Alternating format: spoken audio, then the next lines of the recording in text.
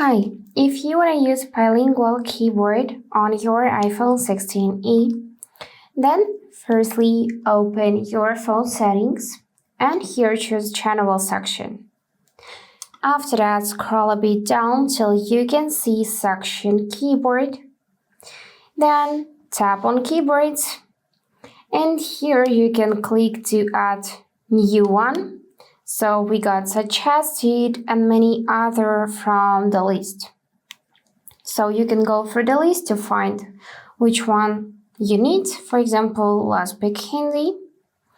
And now to use bilingual keyboard, we need to select add to existing keyboard and choose to combine it with English, UK or US.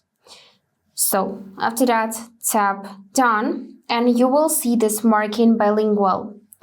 You can also select it and choose its layout, and you can add even up to 3 languages to this bilingual keyboard.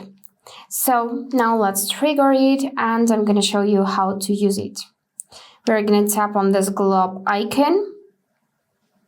I'm going to tap continue, and this is bilingual keyboard because we can see right here English and Hindi if you take a close look at this space section.